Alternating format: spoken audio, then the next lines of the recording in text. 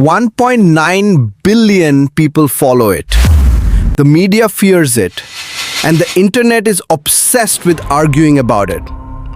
But 90% of what you see online is missing the one historical turning point that changed everything. Most people think they know the story of Islam. They think of the desert, the 7th century, and the headlines.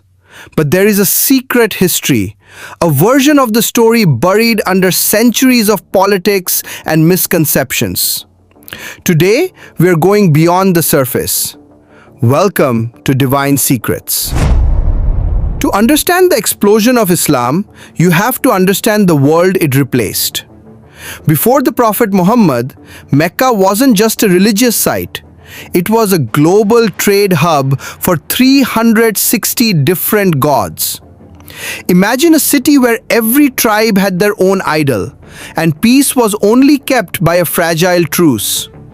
When the revelations began in a mountain cave, they didn't just challenge a religion, they challenged a billion-dollar economy. This wasn't just a spiritual shift, it was a social revolution. But here's the secret. The earliest followers weren't just the elite. They were the outcasts, the enslaved, and the women who were promised rights that didn't exist anywhere else in the world at that time. While Europe was in the Dark Ages, the Islamic world was living in the future. This is the part history books often skip. While London was a mud-track village, Baghdad was the house of wisdom. Without this era, you wouldn't have the math to run your smartphone. You wouldn't have modern optics or even the foundations of modern medicine. They weren't just praying, they were mapping the stars and translating the lost philosophy of the Greeks.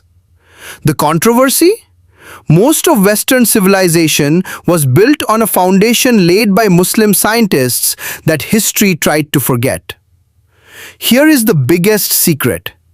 Islam is not a Middle Eastern religion. Only about 15% of Muslims are Arab.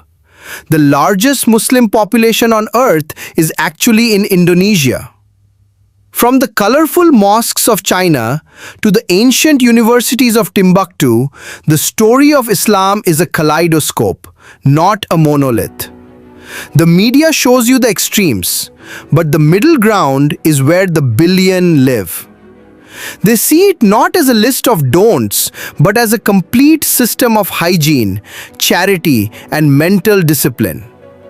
The question is, why does the world only want to show you the 1% that causes conflict?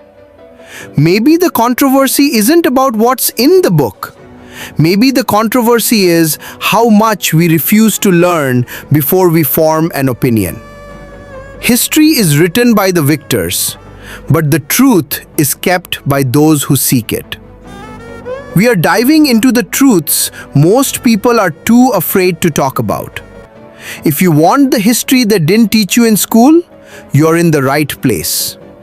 Subscribe to Divine Secrets. Let's find the truth together. What part of history should we deconstruct next? Tell me in the comments. I'm reading all of them.